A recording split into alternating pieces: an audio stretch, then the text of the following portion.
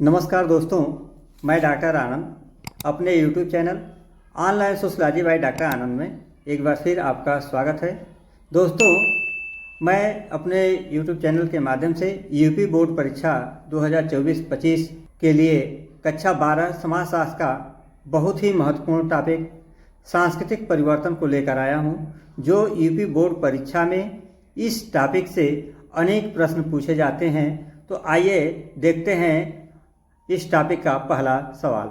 पहला प्रश्न है कि प्रभु जाति की अवधारणा किसने प्रतिपादित किया है। तो यह यूपी बोर्ड परीक्षा 2021, 22 और 24 में यह प्रश्न यूपी बोर्ड परीक्षा में आ चुका है। तो बहुत ही महत्वपूर्ण प्रश्न है कि प्रभु जाति की अवधारणा का प्रतिपादन किसने किया है। तो इसका जो सही ऑप्शन है सी, प्रभु जाति की अवधारणा जो है कि श्रीनिवास ने दिया है। इसके साथ ही श्रीनिवास ने संस्कृतिकरण की अवधारणा, पश्चिमीकरण की अवधारणा तथा आधुनिकीकरण की अवधारणा दिया है। तो यह यूपी बोर्ड परीक्षा में बहुत ही महत्वपूर्ण प्रश्न है और कई बार पूछा भी गया है। तो आइए दूसरा सवाल है, यह किसने कहा कि संस्कृति पर्यावरण का मानव निर्मित भाग है। तो यह यूपी बोर्ड परीक्षा 2023 एवं 24 में यह प्रश्न आ चुका है। तो यह बहुत ही महत्वपूर्ण सवाल है कि किसने कहा कि संस्कृति पर्यावरण का मानव निर्मित भाग है। तो यह प्रश्न का सही जो ऑप्शन है वह है डी, हर्स्कोविट्ज ने ही कहा था कि संस्कृति पर्यावरण का मानव निर्मित भाग है। बहुत ही महत्वपूर्ण सवाल है। आइए देखते हैं अगला सवाल। तीसरा प्रश्न है कि किसने सामाजिक परिवर्तन की व्याख्या भावनात्मक, चेतनात्मक एवं आदर्शात्मक अवधारणाओं के माध्यम से किया है। तो यह भी प्रश्न जो है कि यूपी बोर्ड परीक्षा 2023 में पूछा जा चुका है। तो इसका जो सही आंसर है वह है ऑप्शन बी, सोरोकिन ने ही सामाजिक परिवर्तन की व्याख्या भावनात्मक, चेतनात्मक एवं आदर्शात्मक अवधारणाओं के माध्यम से किया है। चौथा प्रश्न, सती प्रथा निषेध अधिनियम पारित हुआ। तो यह यूपी बोर्ड परीक्षा 2023 में पूछा जा चुका है। बहुत ही महत्वपूर्ण प्रश्न है कि सती प्रथा निषेध अधिनियम कब पारित हुआ। तो इसका जो सही ऑप्शन है बी, 1829 में ही सती प्रथा निषेध अधिनियम लागू हुआ। वैसे तो डेट के नियर देखा जाए तो 4 दिसंबर 1829 में सती प्रथा निषेध अधिनियम बना। जो भारत के प्रथम गवर्नर जनरल कौन थे? लॉर्ड विलियम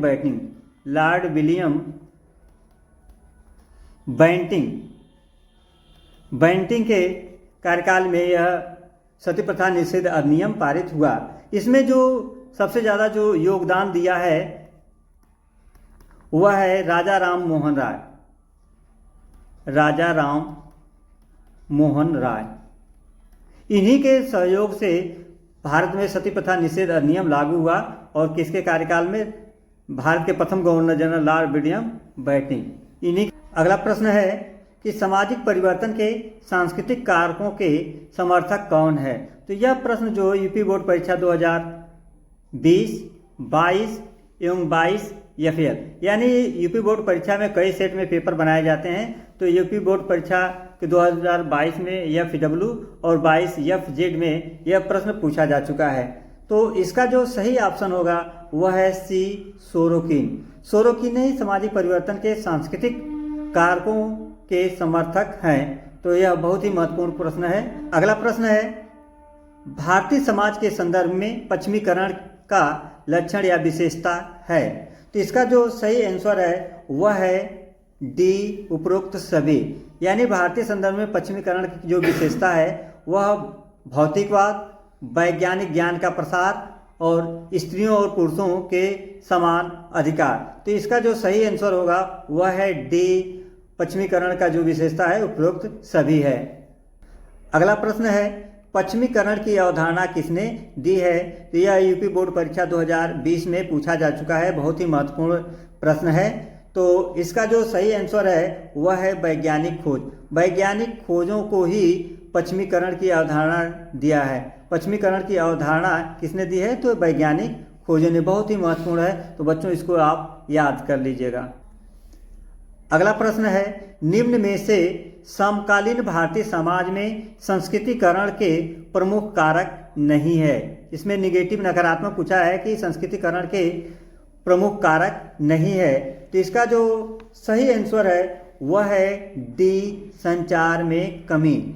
संचार में कमी इसका ही जो सही आंसर है, वो संचार में कमी कि संस्कृतिकरण का जो प्रमुख कारक नहीं है वह है संचार में कमी। तो इसको आप याद कर लीजिएगा।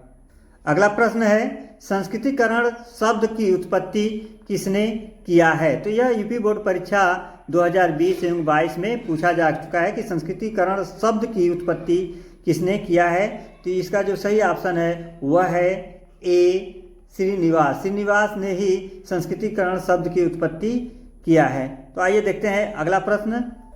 अगला प्रश्न है, संस्कृतिकरण की विशेषता है। तो इसका जो सही उत्तर होगा वह है डी, उपरोक्त सभी। यानी संस्कृतिकरण की विशेषता है उच्च जातियों का अनुसरण, बी संस्कृति का आदान प्रदान, और सी है केवल पदमूलक परिवर्तन। तो संस्कृतिकरण की जो विशेषता है उपरोक्त सभी है। इसको आप ध्यानपूर्वक देख लीजिए। अगला प्रश्न है, संस्कृतिकरण की अवधारणा का प्रतिपादन निम्न में से किसने किया है? तो यह यूपी बोर्ड परीक्षा 2021, 2022, 2023 यानी यूपी बोर्ड परीक्षा में कंटिन्यू यह प्रश्न पूछा गया है कि संस्कृतिकरण की अवधारणा किसने प्रतिपादित किया है। तो इसका जो सही आंसर है ए, श्रीनिवास। तो दोस्तों यह प्रश्न जो है संस्कृतिकरण की अवधारणा किसने दिया, संस्कृतिकरण की शब्द की उत्पत्ति किसने किया, या प्रभु जाति की अवधारणा, तो श्रीनिवास की ये सभी महत्वपूर्ण अवधारणाएं हैं जो यूपी बोर्ड परीक्षा में किसी न किसी रूप में या तो बहुविकल्पी प्रश्न में या अति लघुत्तरीय प्रश्न में पूछा जाता रहा है। अगला प्रश्न है, पुणे में प्रथम महिला विद्यालय निम्न में से किसने स्थापित किया? तो इसका जो सही आंसर है वह है ए, ज्योतिबा फूले। ज्योतिबा फूले ने ही पुणे में, कहाँ पर? पुणे में प्रथम महिला विद्यालय की स्थापना किया। जबकि फूले का पूरा नाम है ज्योतिबा गोविंद राव फूले। इनका पूरा नाम है, इसे बच्चों आप याद कर लिए, यूपी बोर्ड परीक्षा में पूछा जा सकता है कि ज्योतिबा फूले का पूरा नाम क्या है। तो ज्योतिबा गोविंद राव फूले। इन्होंने 1848 में लड़कियों के लिए पहला स्कूल क्या किया? स्थापित किया। पहला स्कूल स्थापित किया। जबकि 1873 में ज्योतिबा राव फूले ने 1873 में सत्यशोधक समाज का क्या किया था? गठन किया था। तो कई बार यूपी बोर्ड परीक्षा में पूछा गया है समाजशास्त्र के कि सत्यशोधक समाज की स्थापना किसने किया था? तो ज्योतिबा राव फूले हैं। कब किया था? 1873 में। जबकि 1873 में ही इनकी एक पुस्तक थी गुलामगिरी। यह बहुत ही महत्वपूर्ण पुस्तक है गुलामगिरी, जो ये भी 1873 में ही प्रकाशित हुई है। तो इसे भी आप याद कर लीजिएगा। ये भी कई बार यूपी बोर्ड परीक्षा में पूछा गया है कि गुलामगिरी किसकी पुस्तक है? तो यह ज्योतिबा राव फूले की है। जबकि सत्यशोधक समाज की भी स्थापना किसने किया था? ज्योतिबा राव फूले ने किया है। अगला प्रश्न है, आधुनिकीकरण का संघटक अंग है। यह यूपी बोर्ड परीक्षा 2023 में पूछा गया है। तो इसका जो सही आंसर है वह है सी, ए, बी दोनों। यानी आधुनिकीकरण का संगठक अंग है पश्चिमीकरण और औद्योगिकरण। तो यह यूपी बोर्ड परीक्षा में पूछा गया है। अगला प्रश्न है, पश्चिमीकरण की अवधारणा किसने दी है? तो यह क्वेश्चन जो है कि यूपी बोर्ड परीक्षा 2020 में पूछा गया है, तो बहुत ही महत्वपूर्ण है। तो पश्चिमीकरण की अवधारणा किसने दिया है? तो यह है एम.एन. श्रीनिवास। यह डी ऑप्शन सही है कि एम.एन. श्रीनिवास ने ही पश्चिमीकरण की अवधारणा दिया है। जबकि इनके कई क्वेश्चन आ चुके हैं कि पश्चिमीकरण की अवधारणा किसने दिया, प्रभु जाति की अवधारणा किसने दिया, या प्रबल जाति की अवधारणा किसने दिया।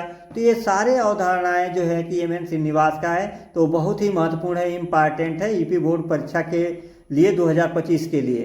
तो बच्चों आप इसे याद कर लीजिएगा कि पश्चिमीकरण, प्रभु जाति और आधुनिकीकरण आदि अवधारणाएं जो है, संस्कृतिकरण, सब सारी अवधारणाएं जो है कि एम.एन. श्रीनिवास की है। अगला प्रश्न है, पंथ निरपेक्षीकरण में धर्म पर क्या प्रभाव पड़ता है? तो इसका जो सही आंसर है वह है बी, धर्म के प्रभाव में कमी। यानी पंथ निरपेक्षीकरण के द्वारा धर्म के प्रभाव में क्या आता है?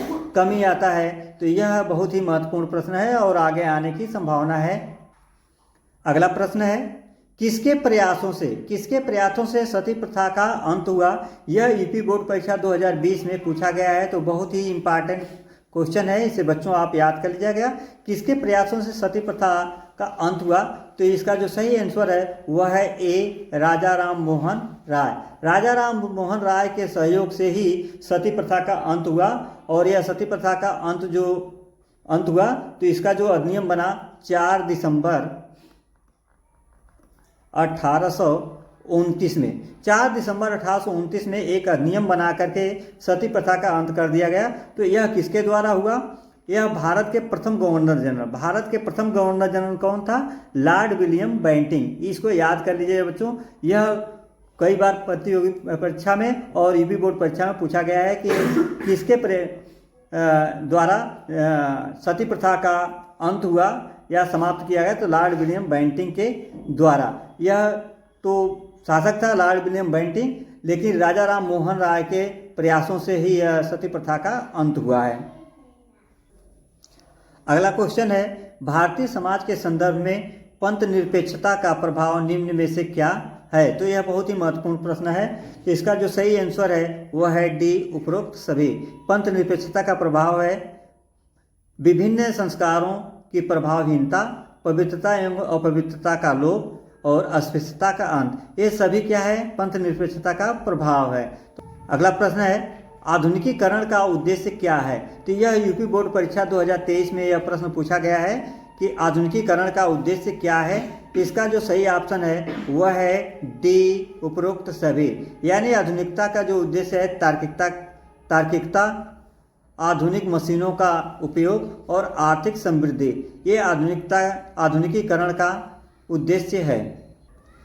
अगला प्रश्न है, भारत में उपनिवेशवाद से पहले कौन सी अवधारणा है? तो यह बहुत ही इंपॉर्टेंट क्वेश्चन है। अभी तक यूपी बोर्ड परीक्षा में आया तो नहीं है, लेकिन आगे आने की पूरी संभावना है। तो इसका जो सही आंसर है वह है सी, संस्कृतिकरण। संस्कृतिकरण जो है कि उपनिवेश के बाद पहले की अवधारणा है। तो अगर प्रश्न आता है कि भारत में उपनिवेशवाद से पहले की कौन सी अवधारणा है, तो यह है संस्कृतिकरण। तो इसको आप ध्यान रख लीजिए। ये अभी प्रश्न आया नहीं है, लेकिन प्रश्न आने की पूरी संभावना है यूपी बोर्ड परीक्षा 2025 में। तो आइए देखते हैं,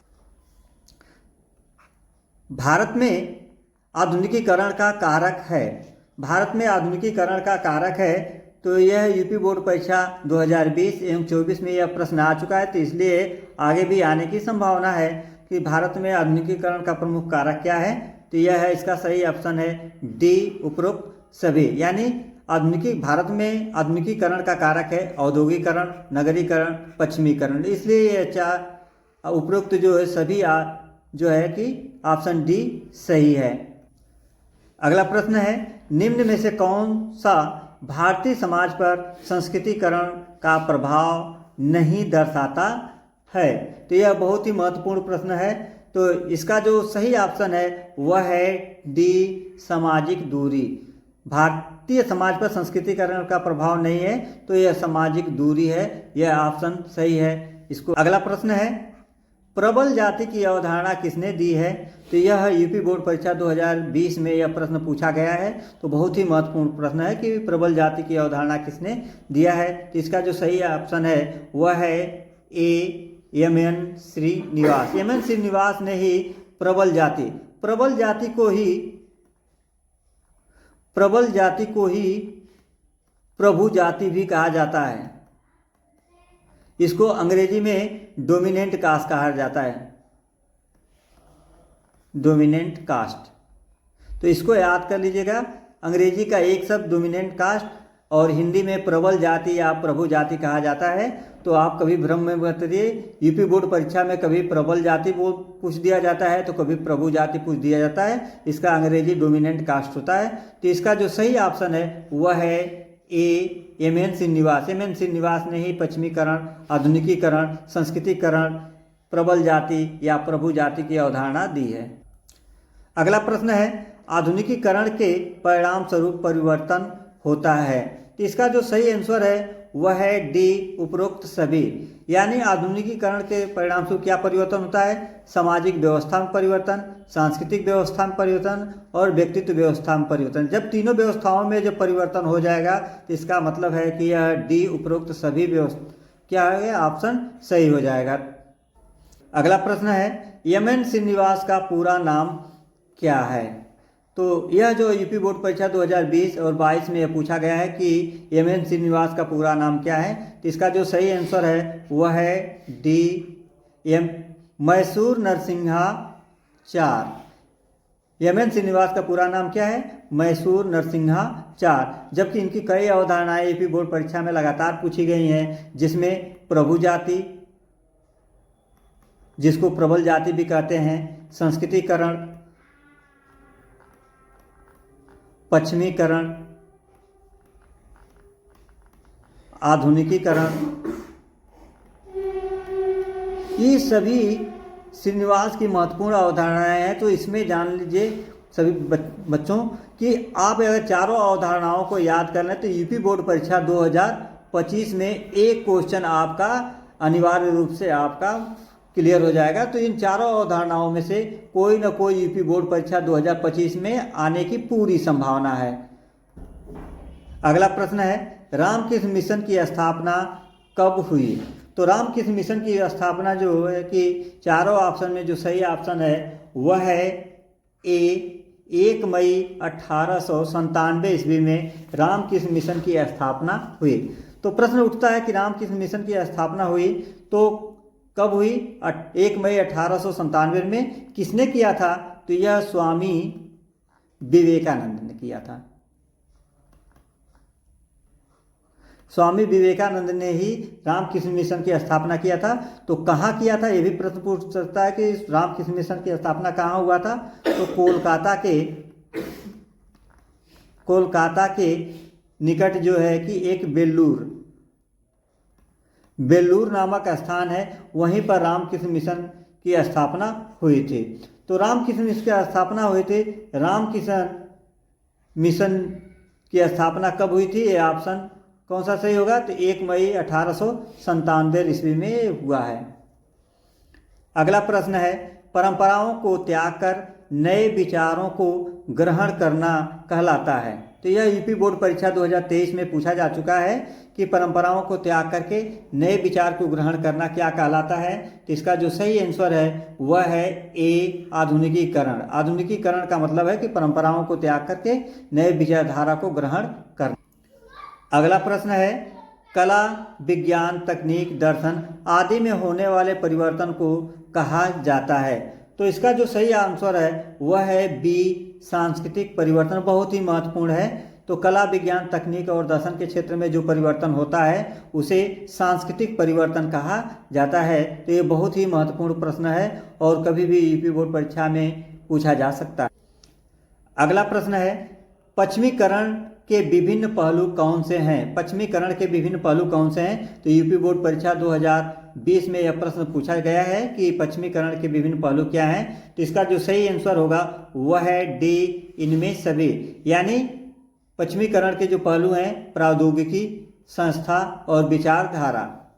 आइए देखते हैं अगला प्रश्न, सामाजिक सांस्कृतिक परिवर्तन में अंतर पाया जाता है। तो इसका जो सही आंसर होगा वह है डी, उपरोक्त सभी। यानी सामाजिक सांस्कृतिक परिवर्तन में अंतर किस क्षेत्र में पाया जाता है? तो यह क्षेत्र में अंतर पाया जाता है, विषय वस्तु में अंतर पाया जाता है और व्यापकता में अंतर पाया जाता है। अगला प्रश्न, आधुनिकीकरण के परिणाम है। आधुनिकीकरण के क्या परिणाम हैं? तो ये यूपी बोर्ड परीक्षा 2022 एवं 24 में यह प्रश्न पूछा गया है। तो बहुत ही महत्वपूर्ण प्रश्न है। तो इसका जो सही आंसर होगा वह है उपरोक्त सभी। उपरोक्त सभी है। आधुनिकीकरण के परिणाम स्वरूप क्या होता है? नए वर्गों का उदय होता है, साक्षरता में वृद्धि होती है और रोजगार में वृद्धि होती है। तो यानी आधुनिकीकरण के परिणाम जो है वह इसका सही ऑप्शन होगा डी, उपरोक्त सभी। अगला प्रश्न है, सांस्कृतिक परिवर्तन सामाजिक परिवर्तन ही है, क्योंकि संस्कृति अपनी उत्पत्ति, यहाँ गलत टाइप हो गया, उत्पत्ति, अर्थ एवं प्रयोग में सामाजिक ही है। तो यह बहुत ही महत्वपूर्ण प्रश्न है। तो इसका जो सही आंसर है वह है ए, डासन एवं गेटिस।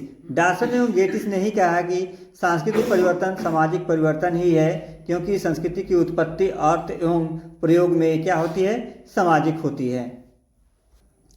अगला प्रश्न है संस्कृति क्या है। यह प्रश्न यूपी बोर्ड परीक्षा 2022 में पूछा गया है। तो संस्कृति क्या है, इसका जो सही आंसर होगा वह है सी, ए और बी दोनों। यानी संस्कृति क्या है, अधिवैयक्तिक है और अधिशाही है। यह बहुत ही महत्वपूर्ण प्रश्न है। तो यह यूपी बोर्ड परीक्षा 2025 में पूछे जाने की पूरी संभावना है, तो आप इसे याद कर लीजिए। अगला प्रश्न है पारंपरिक भारतीय समाज में पश्चिमी देशों की सभ्यता के प्रसार एवं अपनाने की प्रक्रिया को कहा जाता है। तो इसका जो सही आंसर है वह है ऑप्शन बी, पश्चिमीकरण। यानी भारतीय समाज में पश्चिमी देशों की सभ्यता के प्रसार एवं अपनाने की प्रक्रिया को क्या कहा जाता है, पश्चिमीकरण। तो इसका जो सही ऑप्शन है वह बी सही होगा, पश्चिमीकरण। बहुत ही इंपॉर्टेंट क्वेश्चन है। आइए देखते हैं अगला प्रश्न। ब्रह्म समाज की स्थापना किसके द्वारा की गई थी। तो यह यूपी बोर्ड परीक्षा 2020 एवं 2022 में पूछा गया है।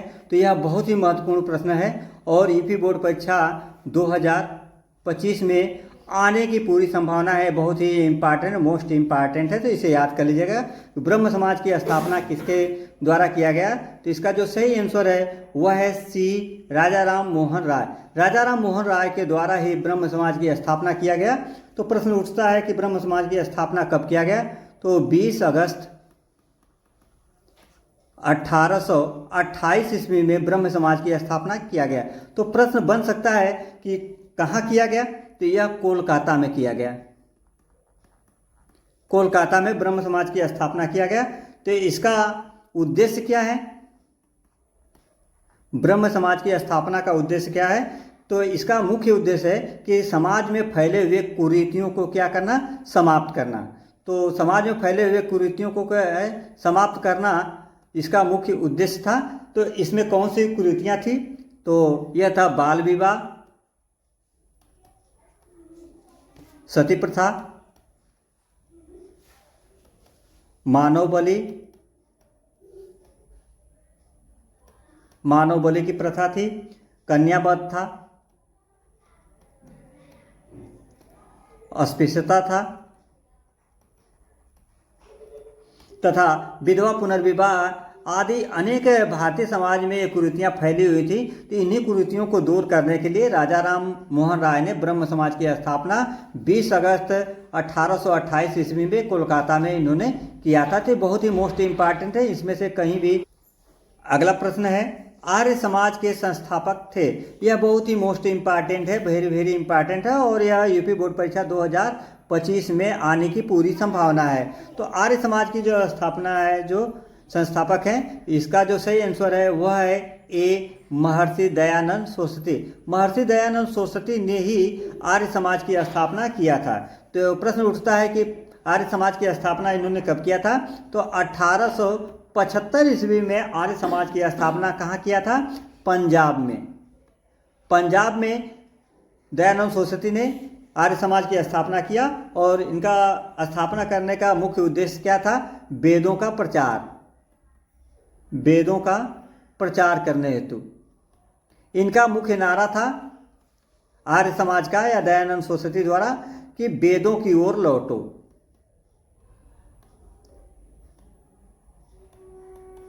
यह कई बार यूपी बोर्ड परीक्षा में प्रश्न पूछा गया है कि वेदों की ओर लौटो यह किसका नारा है। तो स्वामी दयानंद सरस्वती दिया होगा तो आप दयानंद सरस्वती पर लगा लीजिएगा। अगर यह नहीं दिया है तो इसमें आर्य समाज दिया हो तो आर्य समाज पर भी यह प्रश्न का आंसर सही होगा कि वेदों की ओर नारा किसने दिया था। तो दयानंद सरस्वती ने दिया था। अगला प्रश्न, संस्कृति को भौतिक एवं अभौतिक संस्कृतियों में किसने वर्गीकृत किया है। तो तो यह यूपी बोर्ड परीक्षा 2020 में प्रश्न पूछा जा चुका है कि संस्कृति को भौतिक एवं अभौतिक संस्कृति में किसने वर्गीकृत किया है। तो इसका जो सही आंसर है वह है डी, आगबर्न। आगबर्न ने ही संस्कृति को भौतिक एवं अभौतिक संस्कृति में वर्गीकृत किया है। अगला प्रश्न है, भारत में पुनर्जागरण का पिता किसे कहा जाता है। तो बहुत ही महत्वपूर्ण प्रश्न है और यूपी बोर्ड परीक्षा 2025 में आने की पूरी संभावना है। तो छात्रों इसे आप याद कर लीजिएगा, बहुत ही महत्वपूर्ण है, इम्पॉर्टेंट है कि भारत में पुनर्जागरण का पिता किसे कहा जाता है। तो इसका जो सही आंसर है वह है डी, राजा राम मोहन राय। राजा राम मोहन राय को ही भारत में पुनर्जागरण का पिता कहा जाता है। तो बहुत ही महत्वपूर्ण है। अगला प्रश्न, प्रभु जाति का उल्लेख सर्वप्रथम किसने किया है। तो यह यूपी बोर्ड परीक्षा 2021 एवं 22 में यह प्रश्न पूछा जा चुका है और 2025 में भी पूछे जाने की पूरी संभावना है। बहुत ही महत्वपूर्ण है कि प्रभु जाति का उल्लेख सर्वप्रथम किसने किया है। तो इसका जो सही आंसर है वह है सी, एम.एन. श्रीनिवास। एम.एन. श्रीनिवास ने ही प्रभु जाति या प्रबल जाति की अवधारणा दिया है। इसके अतिरिक्त पश्चिमीकरण, आधुनिकीकरण, संस्कृतिकरण आदि अवधारणाओं को श्रीनिवास ने दिया है जो यूपी बोर्ड परीक्षा में पूछा गया है। तो इस सारे अवधारणाओं में से किसी न कोई क्वेश्चन यूपी बोर्ड परीक्षा 2025 में आने की पूरी संभावना है। अगला प्रश्न है, निम्न में से किसके द्वारा आर्य महिला समाज की स्थापना किसके द्वारा की गई है। तो आर्य महिला समाज की स्थापना किसके द्वारा की गई है। तो इसका जो सही आंसर है वह है ए, प्रार्थना समाज द्वारा। प्रार्थना समाज द्वारा आर्य महिला समाज की स्थापना की गई। तो प्रश्न उठता है कि प्रार्थना समाज की स्थापना कब की गई। ये बहुत ही महत्वपूर्ण प्रश्न है जो 1867 में प्रार्थना समाज की स्थापना हुई और इसको स्थापना करने वाले कौन थे। तो यह थे आत्माराम पांडुरंग एवं महादेव गोविंद रानाडे। इन दोनों लोगों के सहयोग से प्रार्थना समाज की स्थापना 1867 ईस्वी में की गई थी। अगला प्रश्न है, उच्च वर्ण अथवा उच्च जाति को आदर्श मानकर निम्न जाति द्वारा अपनी सामाजिक परिस्थिति को ऊंचा करने के प्रयास से संबंधित प्रक्रिया को समाजशास्त्र में जाना जाता है। तो बहुत ही महत्वपूर्ण प्रश्न है। तो इसका जो सही आंसर होगा वह है सी, संस्कृतिकरण। संस्कृतिकरण के द्वारा कोई निम्न जाति का व्यक्ति क्या करता है, उच्च जाति के अनुसार अपने आप को ऊंचा उठाने का प्रयास करता है। अगला प्रश्न है 41, निम्न में से कौन संस्कृतिकरण की विशेषता नहीं है। बहुत ही महत्वपूर्ण प्रश्न है और आगे भी आने की संभावना है कि संस्कृतिकरण की कौन सी विशेषता नहीं है। तो इसका जो सही आंसर है वह है बी, स्रोत का सदैव बाहरी होना। तो स्रोत का सदैव बाहरी होना ही संस्कृतिकरण की विशेषता नहीं है, जबकि ये तीनों ए, सी और डी संस्कृतिकरण की विशेषता है। तो इसे याद कर लीजिए। अगला प्रश्न है, संस्कृतिकरण की प्रक्रिया से होने वाला सामाजिक परिवर्तन है। तो इसका जो सही आंसर है वह है डी, उपरोक्त सभी। संस्कृतिकरण से जो परिवर्तन होने वाला है, नवीन उपजातियों का जन्म तथा उपजातियों में संघर्ष। दूसरा, निम्न जातियों का उत्थान, नवीन रीति रिवाजों का जन्म। तो यह संस्कृतिकरण के द्वारा जो है सामाजिक परिवर्तन होता है। तो इसका जो सही ऑप्शन है वह है डी। तो मित्रों, अगर मेरे द्वारा बताई गई समझाई गई चीज़ें अगर अच्छा लगता है तो मेरे channel online sociology by doctor Anand को लाइक, सब्सक्राइब एवं शेयर अवश्य करें। धन्यवाद।